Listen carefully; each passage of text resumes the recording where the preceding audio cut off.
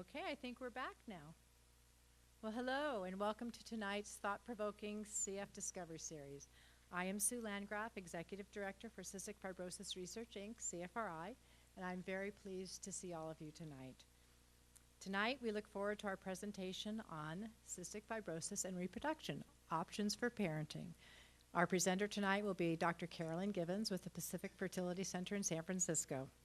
And I know she was stuck in traffic, as I told you before, living in Silicon Valley has its ups and downs, but she is here, and we are so delighted that she can join us tonight. The CF Discovery Series was designed to make vital CF information, such as what we will hear tonight from Dr. Givens, accessible to the CF community, whether they can be with us or whether they can be at home online. And we do this by presenting various speakers that are experts in their field. We are very grateful that Carol Jenkins, CFRI's retired ED, and Camille Wasowich, nurse practitioner at the Stanford CF Adult Clinic, worked together to create this very groundbreaking live streaming CF resources program. So thank you very much for your energies.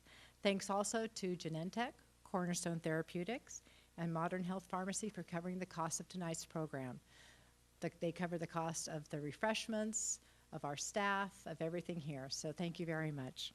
Before beginning, I would like to note that no information tonight is intended for a patient's diagnosis or treatment. And as always, we urge you to work together with your healthcare team.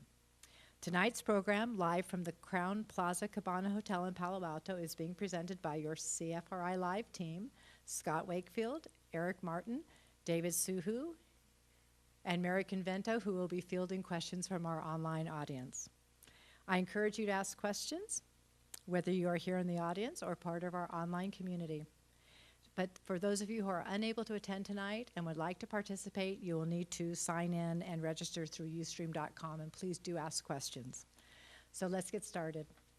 Reproductive health in individuals with CF is becoming more of a hot topic, as there is an increasing number of individuals reaching that age where they would like to have children.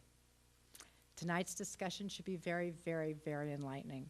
I'm delighted to welcome Dr. Carolyn Givens, Medical Director of Reproductive Endocrinology and Infertility at the Pacific Fertility Center in San Francisco. Dr. Givens is board certified by the American Board of Obstetrics and Gynecology in both obstetrics and gynecology and in reproductive endocrinology and infertility. She has spent the majority of her career helping couples with infertility. She has an obvious interest in helping those with CF become parents, and for that we thank you very, very, very much. Prior to her current position, Dr. Givens was an assistant professor on the UCSF Medical School as a faculty member, and she focused on infertility patient treatment, infertility clinical research, and training other infertility specialists.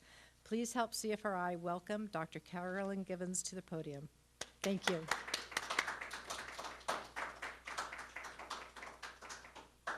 Thank you very much for that kind introduction and for having me down here tonight. I'm really pleased to be able to come down and speak to you about cystic fibrosis and reproduction.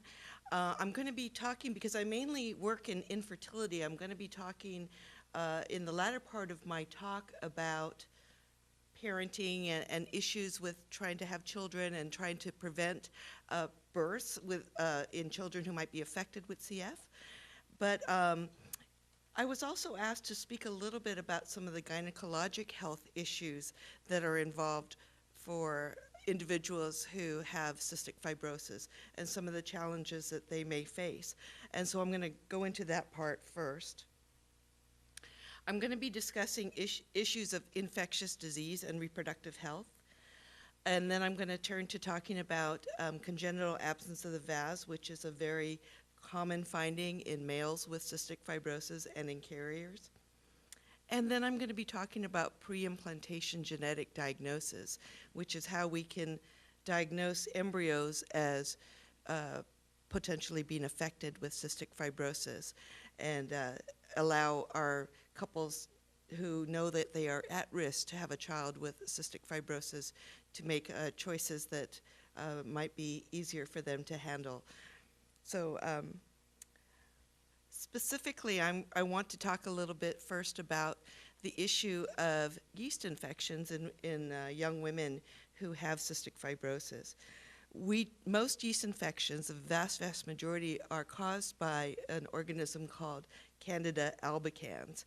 And Candida species can be identified in the lower genital tract in a large number of women, 10 to 20% of healthy reproductive age women, and about 6 to 7% of menopausal women, but also can be found in prepubertal girls at a relatively low rate, 3 to 6%.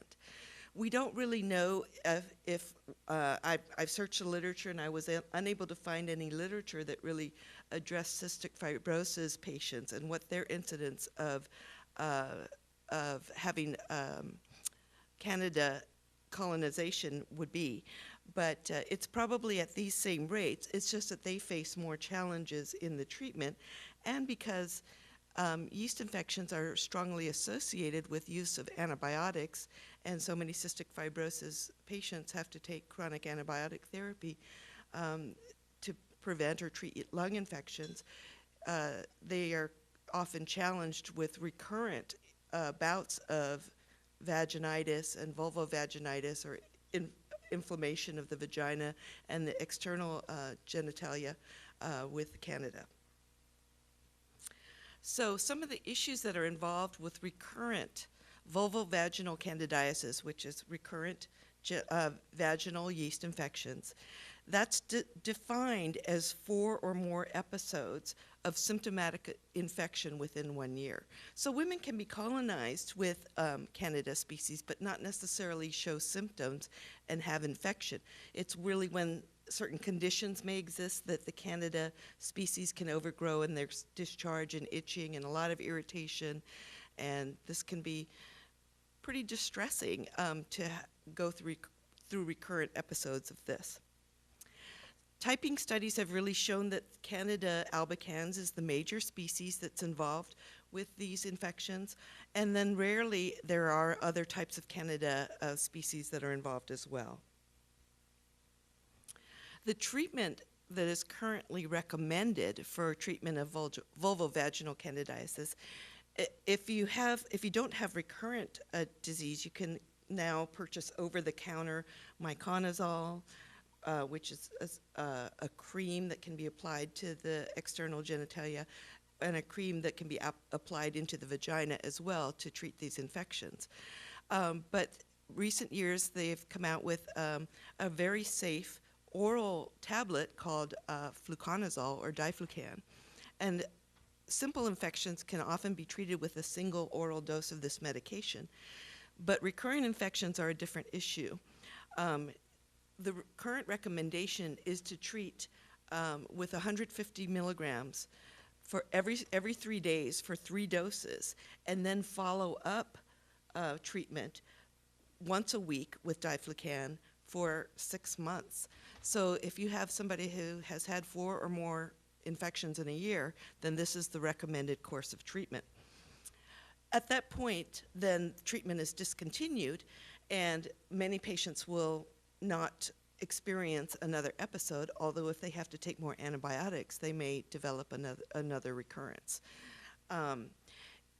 If, however, the infection does not seem to be managed by the 6 months of therapy, then the regimen is reintroduced again, 3 doses every 3 days, and then followed up by as long as a year of treatment before stopping and seeing if there's a relapse or not. Now, there are women who are just completely dependent on fluconazole because they will develop recurrent vulvovaginal candidiasis whenever they are not taking fluconazole. And so there's a small group of women, and this might apply to some cystic fibrosis patients as well, that have to have their symptoms controlled by continuous weekly diflucan. Other alternatives to diflucan, clotrimazole, vaginal cream twice a week, can be taken indefinitely as well. If there are other species involved besides Candida albicans, such as Candida glabrata, those species are often harder to treat.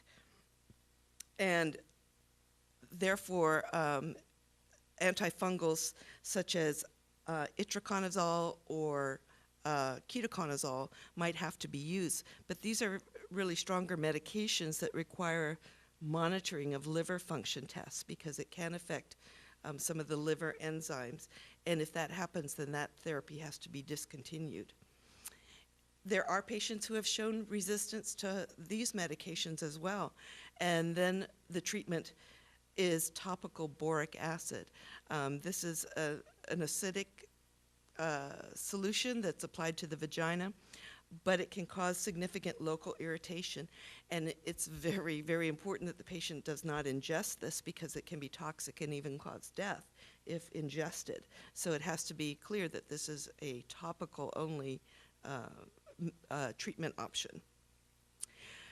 A lot of people are interested in non-pharmaceutical treatments for yeast infections, but there have actually been randomized trials that have shown that treatments such as garlic, tea tree oil, yogurt, lactobacillus application, or douching have not really been effective for treating candida, especially recurrent candida. So it looks like it's going to be diflucan for most of these patients who suffer from recurrent vaginal yeast infections. Of course, I'm going to turn to talking a little bit now about sexually transmitted diseases, which is, of course, a topic for all young adults, but an avoidance of sexually transmitted diseases is important for all young adults because that can lead to serious problems, including infertility. But CF patients might have more difficulty having sexually transmitted diseases treated because of antibiotic resistances.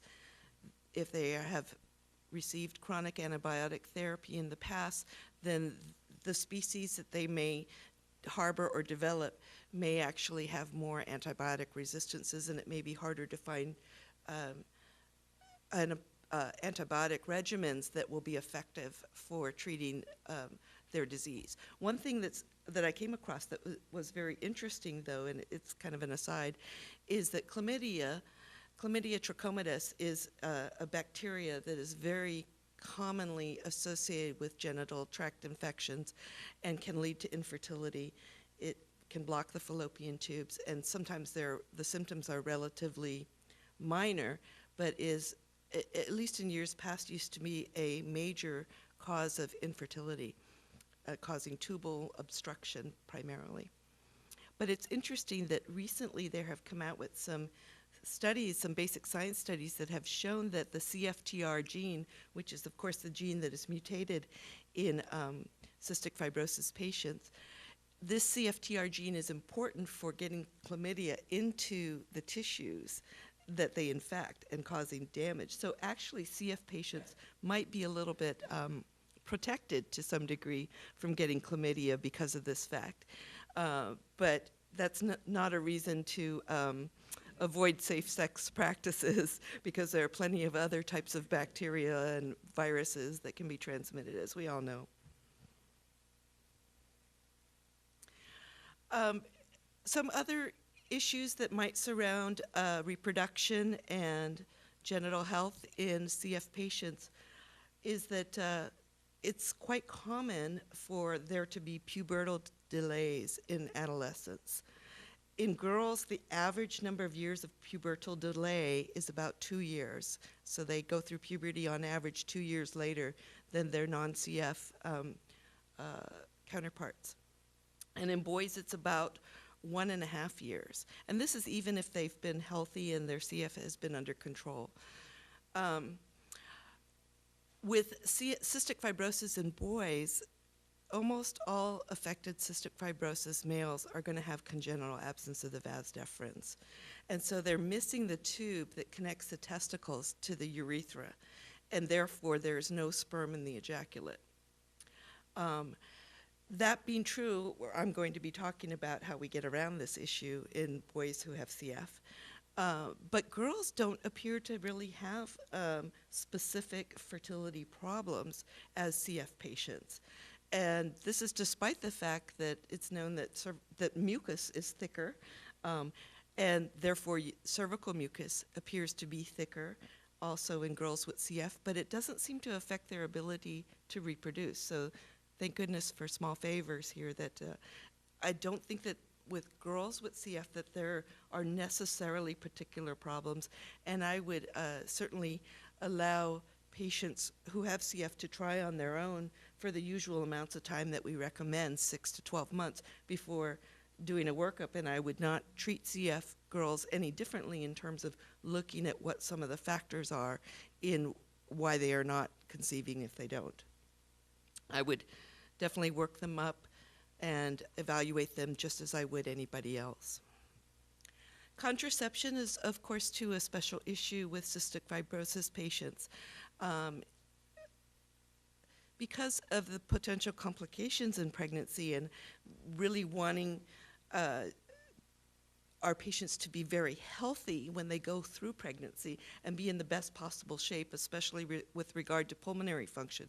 We want pregnancies to be planned, and each pregnancy should be anticipated and planned in advance so that we can make sure that women who have CF are in optimal health when they are trying to get pregnant and when they anticipate being pregnant. So therefore, contraception is very important so that pregnancies can be planned. But oral contraceptives might pose a problem for some cystic fibrosis patients, particularly if they've had a history of gallbladder disease or they've had their gallbladder removed.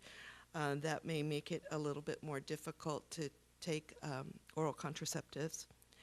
Also, if they have a venous catheter, any kind of PICC lines or anything for previous types of therapies, there's a little bit more of a concern that there could be a development of blood clots at that site, because oral contraceptives are, as all estrogens, are known to increase the risk of getting blood clotting, intravascular blood clotting. So these would be relative contraindications for women to take oral contraceptives, and a good alternative approach for the patient who is not worried so much about who's in a monogamous relationship and not necessarily needing to use condoms to prevent sexually transmitted diseases. An good alternative is the IUD. And it could be a progestin-containing IUD like Mirena or a copper-based IUD. But those are very effective contraceptives that shouldn't have any particular contraindications in girls with CF or women with CF. The other thing is that if antibiotics can sometimes change the way that the liver metabolizes birth control pills and make birth control pills less effective. So there is the small possibility of conceiving while on birth control pills if concomitant antibiotics are being taken. And certainly using emergency contraception, Plan B, type of high progestins or high dose birth control pills following unprotected intercourse, that is not necessarily contraindicated, because even if estrogens are contraindicated or shouldn't be used in a particular young woman with cystic fibrosis, she can take the high dose progestin emergency contraception, which should work quite effectively. So those are some of the GYN issues, and now I really want to start talking about what's an area that has been a particular interest of mine for the past 20 years that I've been in this field, and that is dealing with the male factor issues that are associated with cystic fibrosis. As I said, virtually all but about 2% of males who have homozygous cystic fibrosis mutations will have congenital absence of the vas. And the vas, of course, is the tube that leads between the testicles and the urethra, and that is just completely gone. And that can be diagnosed simply by palpating the scrotum. In the scrotum, the vas deferens feels like a firm little tube, and if you examine a male with cystic fibrosis, that won't be located. It's just not there. About 5% of cystic fibrosis carriers will be missing this as well. So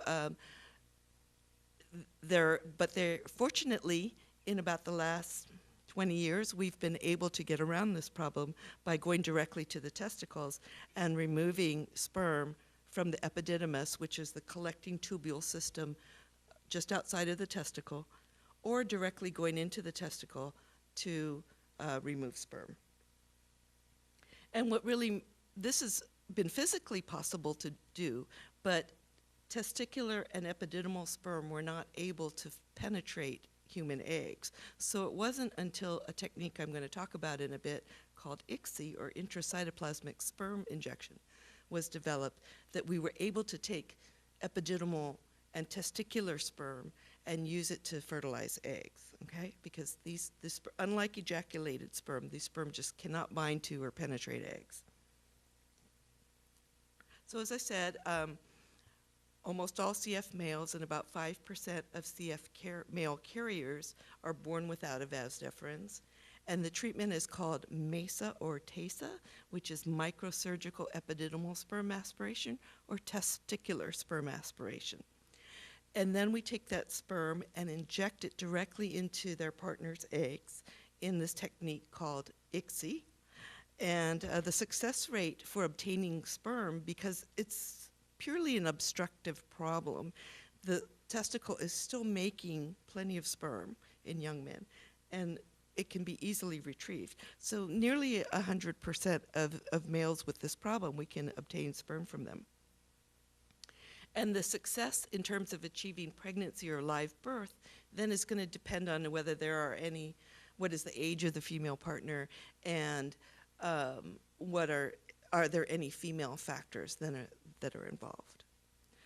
Of course, in the past, couples have chosen to use donor sperm instead, and that is always an alternative. But we find that a lot of couples really want to have their own genetic child if possible, and therefore if we can get sperm from them, we can use it to fertilize eggs. This is just a drawing from Netter's series showing testicular sperm extraction, which can simply be done by using a needle aspirating sperm directly from the testicle or from the epididymis, or the actual scrotum can be opened and the testicle can be opened and go in and get millions of sperm that way. But we only need as many sperm as we have eggs. We only need as many sperm as we have eggs. So if we have 10 to 20 eggs from the wife, then we only need 10 to 20 sperm from the testicle to inject those eggs. So, of course, in order to accomplish this, the wife needs to undergo in vitro fertilization so that we can get the eggs and sperm together in the lab and get them together. And in order to do this, I'm going to give a little background on IVF. We have to recruit multiple eggs. We have to retrieve those eggs. Then we have to inseminate the eggs after the MESA or TESA procedure has been done. And then the resulting embryo would be transferred back to the uterus of the wife. This just shows an ultrasound of an ovary in a patient who's undergoing IVF. This patient has taken about 10 days of injectable fertility drugs, and now she has multiple eggs. Normally, we just have one egg that develops and ovulates each month. It really wouldn't necessarily be worth it to go in and try to get that one egg because we may not pick it up, and we certainly wouldn't have any backup if that egg didn't fertilize for whatever reason or didn't develop into an embryo. So that's why we use fertility drugs to get multiple eggs. And these black circles are what we call follicles. They each contain a mature egg, and these can then be recovered by aspirating fluid from these follicles. The black in here is actually fluid because black lets, clear fluid lets sound waves travel directly through the follicle, and that's why it appears black there. This just shows how a cutaway of a pelvis in which we use a vaginal ultrasound probe. We put a vaginal ultrasound probe into the vagina, and we have a needle guide that's attached to that probe. And then we insert a needle through the wall of the vagina, bypassing the cervix and the uterus, and going directly into the ovary. And this diagram at the top shows a needle inside a follicle. The needle is attached to some suction tubing, and therefore the term test tube baby, because it goes into a test tube suction trap. So we apply suction to the needle. We aspirate the follicle then collapses down, and we send the test tube into the lab, and immediately the embryologist is looking through that test tube to find the eggs. It takes about 10 to 15 minutes to do this procedure. We put our patients to sleep with a sort of a gentle sedation, so they're unaware of what's going on for about 10 minutes. They're breathing on their own. They're not paralyzed or intubated, but they're unaware of what's going on. And then we just take the eggs and send them into the lab. The embryologist then will be looking for the egg, and this is what a human egg looks like under the microscope. This egg has had all its granulosa cells cleared off. Granulosa cells are the estrogen-producing cells that surround the egg, and you can see a little bit on the bottom right here, a little bit of couple of granulosa cells that remained attached to the protein coat surrounding the egg. But that's the human egg, and they're identifying those under the microscope so that we can then take them and inject them.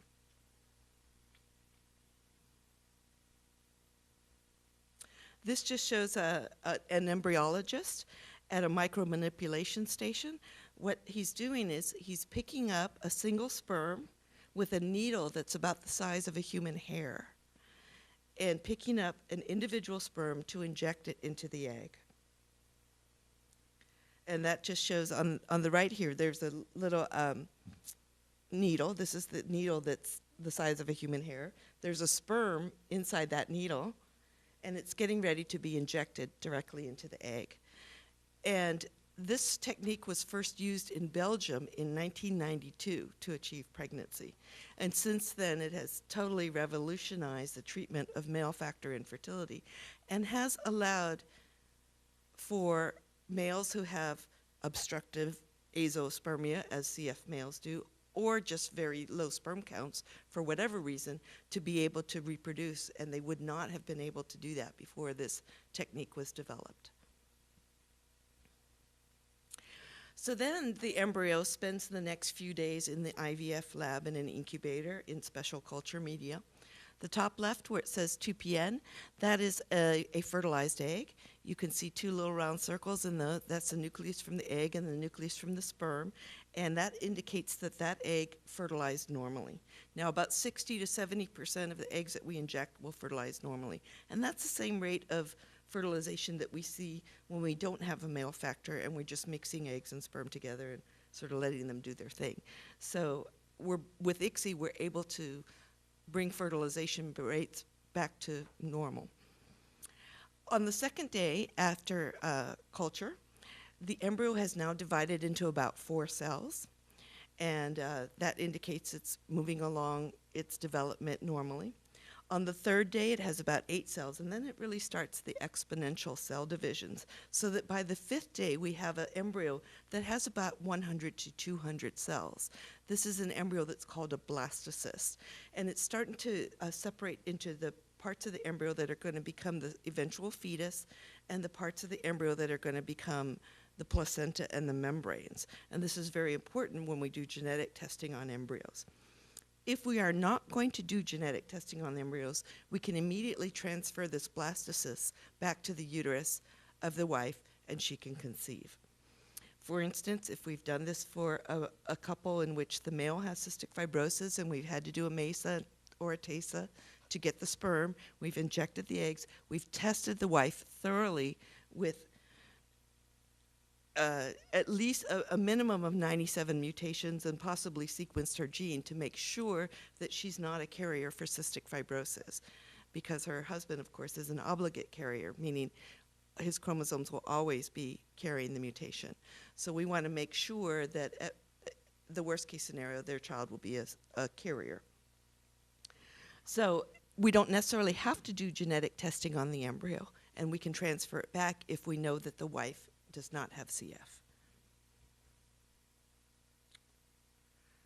when we transfer the embryo back, we simply load it up into a little plastic tube, and this does not require any anesthesia, and we just place it into the uterus, and in about a day, it should start to implant and develop and create a pregnancy.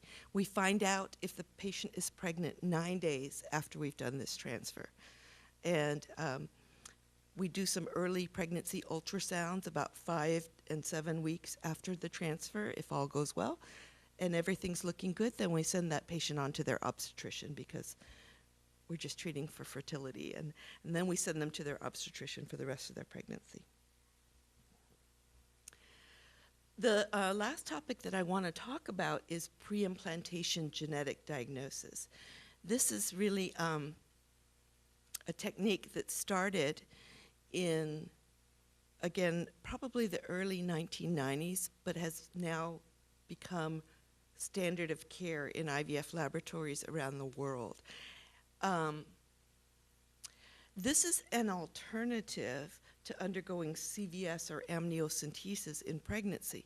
So if a couple knows that they are at risk to have a genetic disease, and we know what that mutation is, such as in cystic fibrosis, we can test the embryos before we put them back. The alternative, of course, is to get pregnant on your own and take your chances, and then if you do CVS or amnio, you have to make a painful decision about whether you would terminate that pregnancy. And many of these couples already have an affected child. That may be how they found out that they were carriers, is because they had an affected child. So I would say it's a more palatable solution for trying to avoid having a child who may suffer from the disease. And we can determine whether as you know, with cystic fibrosis, if parents are both carriers, there's a 25% chance that the child will have the disease, a 25% chance that they will carry no mutation, and a 50% chance that they will be carriers. So we're looking for those embryos that are either not mutated or are carriers, because most carriers are going to be healthy. And we're looking to not transfer the embryos that are going to be affected. A sad thing is that, unfortunately, a lot of patients don't hear about pre-implantation genetic diagnosis. They may know that they are carriers. They may even already have an affected child. But there was a large national survey that was done, and in this survey, they found that most internists weren't sure whether they would suggest undergoing this method to couples with genetic diseases that could be diagnosed before pregnancy. In this survey, only about 6% of these internists had ever mentioned this process to patients, and only 7% felt that they were qualified to answer questions about it. So unfortunately, we haven't done a great job of getting the word out to internists that, hey, this is available now, and this is something that patients should become aware of so that they at least have the option to consider this process. So when we have a child who's at a couple who is at risk to have a child with cystic fibrosis, we can diagnose, as I said, either affected, unaffected, or carrier embryos, and it then eliminates the need to do CVS or amniocentesis and make a painful decision about whether to terminate or not. But, of course, it does require IVF to be done in order that we can obtain the embryo to biopsy. So going back to embryo development here, we might have some overlap of these slides, David. Oh, no, it's fine. Okay, so going back to the embryo here, the process as I described it for patients undergoing ICSI, IVF with ICSI, is basically the same. We do all the same processes. We get to where we have our day 5 blastocyst, has about 100 to 200 cells. There's a part of the embryo that's going to become the future fetus that we leave alone and we don't touch. And then there's a part of the embryo that's going to become the placenta and membranes. And it's that part that on the 5th day of life our embryologists will go in and they'll biopsy the embryo. Again, using a micromanipulator apparatus, we just hold on to the embryo, make a little hole in the zone of the protein coat that surrounds the embryo, and remove maybe 3 or 4 little tiny cells from the part of the embryo that's going to be the future placenta. And then the embryo gets frozen while we send the cells off to a lab that specializes in analyzing those cells to determine whether they carry the mutation or not, and whether they carry 1 or 2 copies of the mutation. So the embryos are frozen while awaiting the results, and they're frozen in these little straws and kept in liquid nitrogen at very, very low temperatures. Embryo freezing has been around for 35 years, and it's perfectly fine for embryos to undergo this. How the process is done to analyze the cells is called, the technique that the lab that we work with, which is in Redwood City, a lab called Natera, uses SNP microarrays, single nucleotide polymorphism microarrays. So what you have are these slides that have tens of thousands of bits of DNA throughout the genome on them, and you hybridize the DNA from the cells that we've biopsied with these slides, and using statistical methods, they can analyze whether or not there are 1 or 2 copies of the affected gene that we're looking for. So they take the DNA, since it's only 3 or 4 copies of DNA, depending on how many cells we've given them, they have to amplify the DNA in the region of interest to multiple copies until there's millions, virtually millions of copies of the DNA of interest.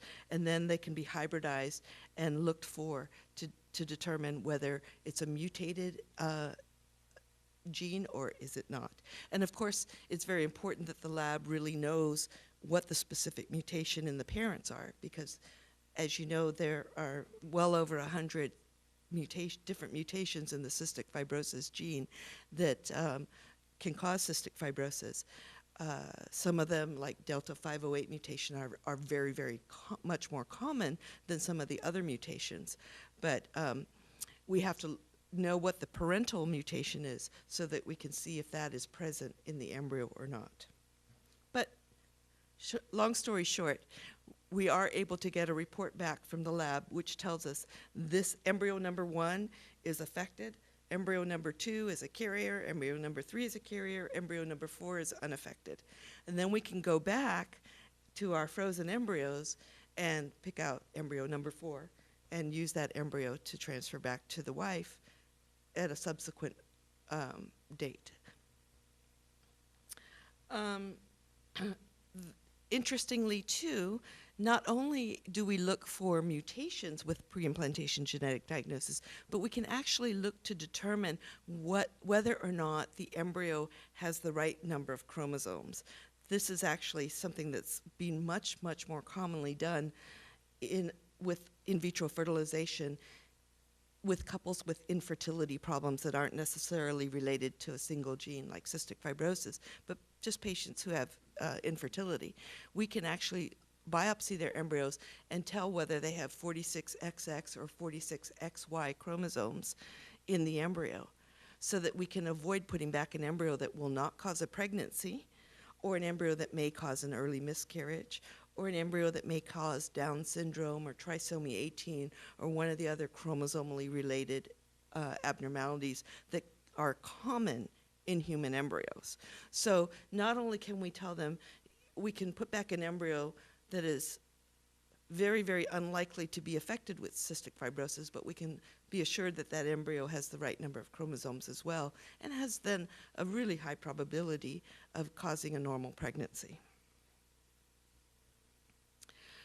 So I'm going to conclude by saying that cystic fibrosis patients and carriers may have a reason to seek help through assisted reproductive technologies, either because of absence of the VAS or because they are carriers for CF and want to avoid having perhaps a second child with cystic fibrosis.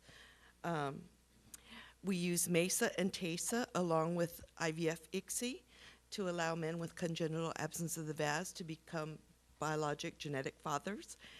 And we can screen embryos prior to implantation for CF to stop the disease basically before it gets started. I want to thank a few people who have been instrumental in helping me deal with treatment of cystic fibrosis through the years. Mary Helmers, who's a nurse in the pediatric cystic fibrosis nurse coordinator at Lucile Packard Children's Hospital at Stanford. Lori Black is a genetic counselor who I work with quite a bit, and she meets with all of our cystic fibrosis patients to discuss pre-implantation genetic diagnosis and to go through what's involved with it and to help our patients better understand what they'll find out about their embryos. Dr. Joe Conahan, who you actually saw in a couple of pictures there, is our laboratory director who really started, who really got the process of ICSI going in our laboratory and also embryo biopsy. And Matthew Rabinowitz, who's the CEO of Natera, who does the laboratory work to analyze the embryos for us. These people have been instrumental in being able to bring these services to our patients. And I'd like to thank the CFRI for inviting me to speak to you tonight about these issues, and I'll be open to answering any questions. Oh, by the way, I did want to say one more thing before I open it to questions. We do screen all of our patients for cystic fibrosis. All of our patients who come to us for fertility treatment, preconception, we screen them because we want them to be aware. Most people get screened during pregnancy, and that's when they may find out whether or not they're carriers. I think that's a little late. I try to impress upon my OBGYN colleagues that it would be great if you know somebody is going to be trying to get pregnant to try to screen them for you can just screen the mom, and if she turns out to be negative and the father's Caucasian, you know, likelihood he doesn't carry a rare mutation, and you can be pretty assured that that couple is not going to have a child with cystic fibrosis.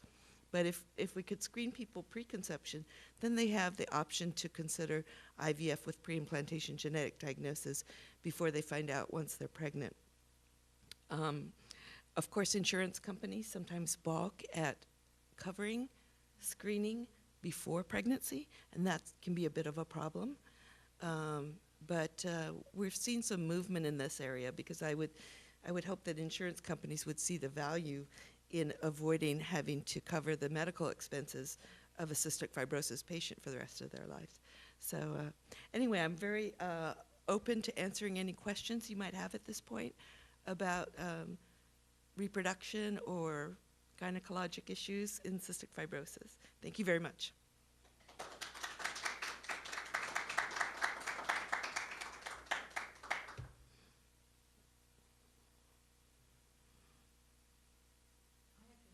Okay. I was under the assumption that women with CF did actually have a harder time becoming pregnant due to the thick mucus. You know, it doesn't appear to be the case. The question was, the questioner is asking that what about the cervical mucus in girls who have cystic fibrosis? Doesn't that make it harder for them to get pregnant? You would think that theoretically, yes, it does. But statistics have not really borne that out yet at this point. But if that were to be the case, if we saw a female patient with cystic fibrosis who was trying to get pregnant, and we did their workup and everything else was normal and negative, then we could simply do intrauterine insemination, just take the sperm, and we take the sperm, we kind of clean it up and concentrate it, and we put it up in the uterus and bypass the cervical mucus altogether. And so that would be a very simple and relatively inexpensive treatment for cervical mucus issues. But statistically, it just doesn't seem like it's really been borne out that they really have a much, much harder time. A lot of CF girls can get pregnant, and unfortunately some of them do in an unplanned situation, which is less than optimal, obviously.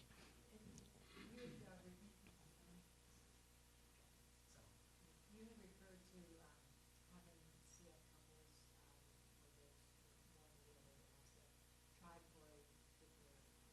Mm-hmm. Mm-hmm. Do you tell them to try on their own before receiving services?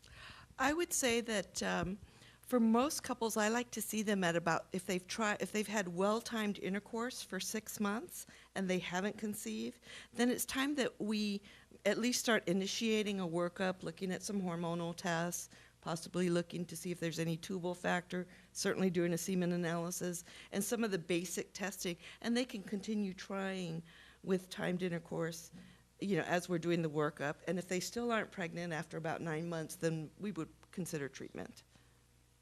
Do you see a correlation between the use of IV antibiotics and fungicides with a decrease in their ability to even do in vitro? Is there any No. type of correlation between that? There does not appear to be any correlation with having to use chronic antibiotic therapy or IV antibiotics and fertility issues per se, no.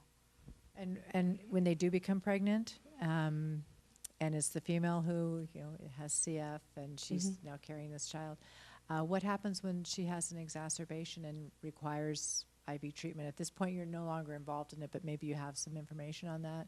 Yeah, I was afraid you might ask me obstetric questions because I haven't been an I'm sorry. obstetrician for 25 years. And, you know, honestly, that might be a good topic for a future talk, is having a perinatal specialist come and talk to you about pregnancy in women with cystic fibrosis and what are the challenges that they face, because those are, you know, very specific.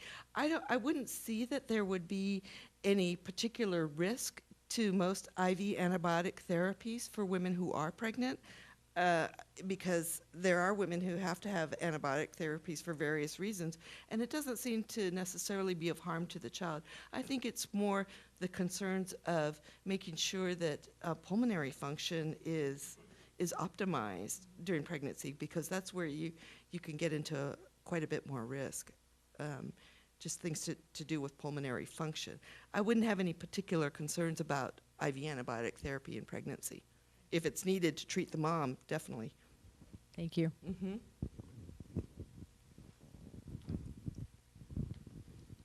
I think we... Hi, we have several questions from the community. One online question is regarding the screening. Do you use the basic screening for most common CF mutations or the full screening? It really depends on the ethnicity of the patient. So whether we use the more common 32 or 36 mutation panel, if they are Caucasian, that's going to cover better than 90% of the mutations that are seen. If they are of a different ethnicity, then we definitely want them to have at least the 97 mutation panel. And what I've seen lately is it appears that labs like LabCorp and Quest are going towards the 97 mutation panel, which I'm really happy to see going on, because that really brings, because if you did the 32 or 36 mutation panel in a non-Caucasian patient, you might miss quite a number of the mutations. Now, if we know that if the husband or wife has a CF mutation and the partner is not Caucasian, we definitely want a very much expanded panel and may even consider sequencing the gene, because they could carry a much more rare mutation that's not covered in the initial panel, and we could miss a couple that's at risk to have a CF child. So it really just depends on the ethnicity, and that's where I rely on a genetic counselor like Lori Black to help us, you know, sort through what's the best panel to screen the couples. Thank you. Another question is, if a woman has had a liver or lung transplant, does this disqualify her from in vitro? I don't think that a patient who has had a liver or lung transplant would be disqualified from undergoing in vitro. You really have to look at her basic underlying health and what medication she's on. Is she on immunosuppressant agents, and would those be contraindicated in pregnancy or not? I think those are things, again, you probably should talk to a perinatal specialist about. And I would work, if I had somebody who sought that care for me, and I haven't had a particular opportunity at this point yet to work with a woman who's had a liver-lung transplant. But we've treated a lot of patients who've had kidney transplants and various other things, and it usually isn't a problem as long as their underlying health is good. So if they're cleared for pregnancy, then they're cleared to do in vitro. Someone else emailed, considering the cost of living with CF, are there any programs that help cover the cost of infertility programs for a male or female with CF? Right. That's an excellent question, and I wish I could say that there were, because again, I think insurance companies should be more proactive. But they really look at it as, and I've written a lot of letters to insurance companies trying to get them to see that trying to prevent a birth that could be very costly for the company would be in their best interests. But they tend to be rather narrowly focused, and if it's not an infertility problem, and if the patient does not have coverage under their group health insurance plan for in vitro fertilization, then it would not be covered. So I'm not aware of any foundation programs that have, yet come forward to say, yes, we're going to cover this for you. So yeah, it is a costly process. If you're talking about doing IVF ICSI with pre-implantation genetic diagnosis, you're looking at about $20,000 to $25,000 in just to undergo this process alone. And I wish I could say that insurance companies would cover it, but they'll only cover it if the patient has coverage for infertility. Just a few more questions from our community. Does being a diabetic reduce the chance of a successful in vitro fertilization and pregnancy, and how is that monitored? So the question is about a patient who might have diabetes, and does that decrease their chance with IVF?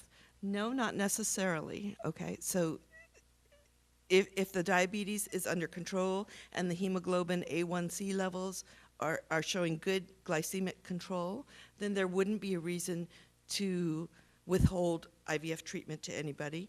And I don't think that there are any special issues with regards to fertility in diabetic patients. We have a lot of diabetic patients who just have infertility for whatever reason, not because they're diabetic. And we treat them and do not have any particular issues or problems.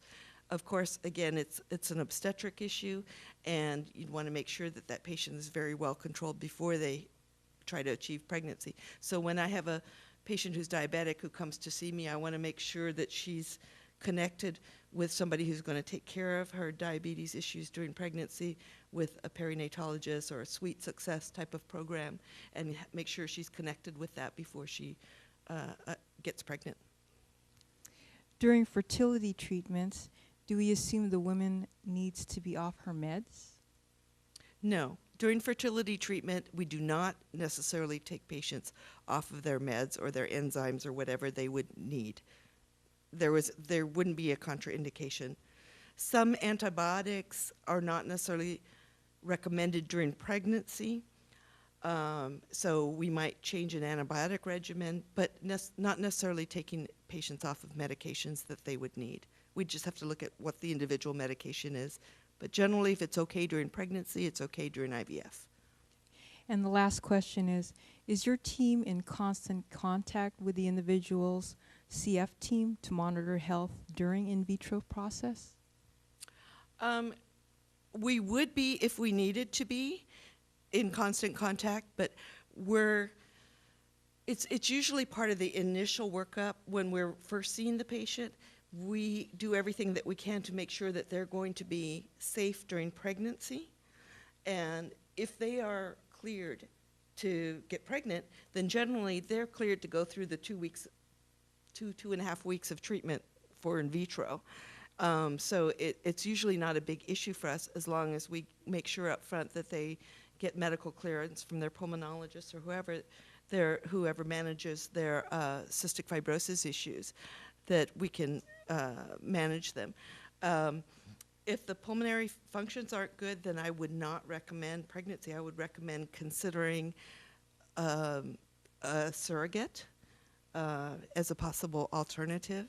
If there's concerns that the pregnancy may be compromised or in some way affected by the mother's disease, then it would be better to have her go through in vitro and use her eggs and place the embryos into a surrogate or a gestational carrier, as we call them.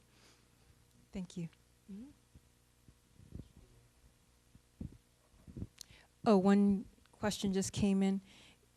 Is a port also a venous catheter? Yeah.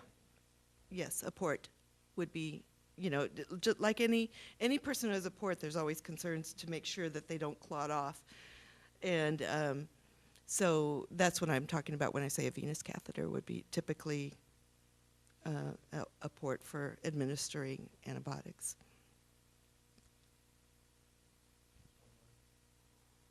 Getting the questions trickling in.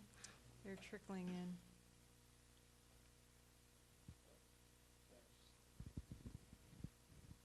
How much could the cost be with a surrogate?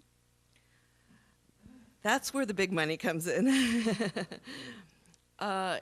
Using a surrogate would probably cost in the neighborhood of $100,000 because you're going to be paying the surrogate typically in the U.S. about $60,000 for going through the pregnancy. And then you usually have an agency, you have legal fees, you have an attorney who submits an affidavit to the court that these are your eggs and embryos and not the gestational carriers, and so that the genetic parents can be placed on the birth certificate and take the baby home from the hospital. So there are a lot of associated costs that are make that quite an expensive option, but if that's the only option, then that's the one that's most prudent to take. It looks like another viewer is asking if you can give the person an idea about how much IVF with PGD may cost a couple. IVF with PGD would cost in the range of about $23,000, including medications. I mean, that's out the door, including medications, doing a frozen embryo transfer after the fact, doing the genetic testing, kind of out, the whole ball of wax.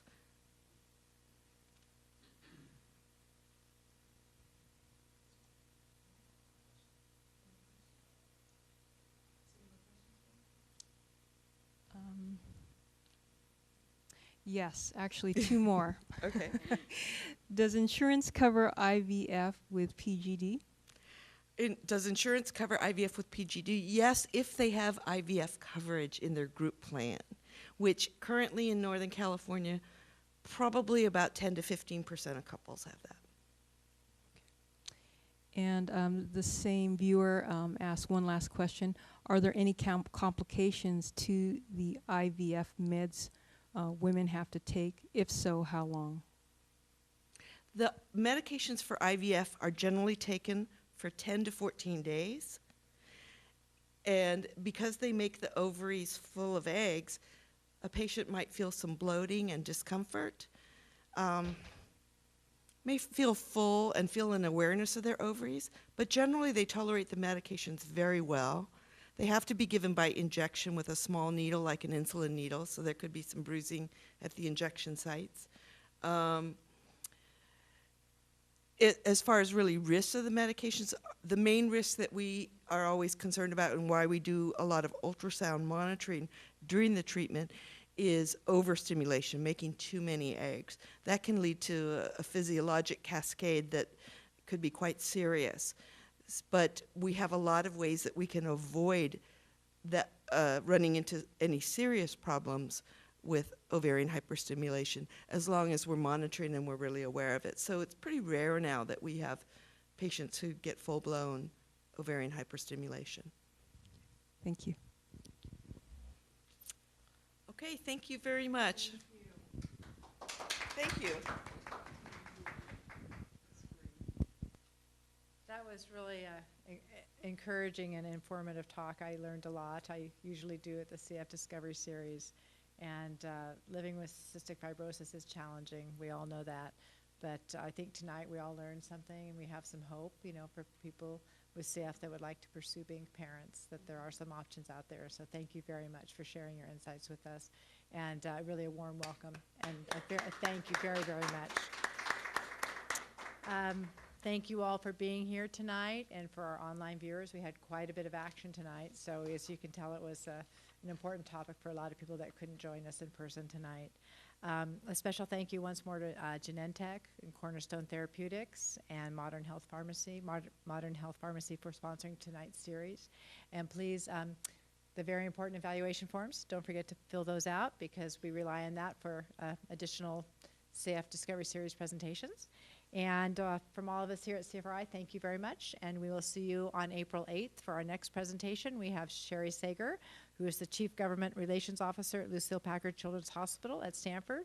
And she'll be talking about the Affordable Care Act and giving us an update. So thank you very much for coming tonight. And thank you, Dr. Givens, very, very much. We appreciate it. Thank you.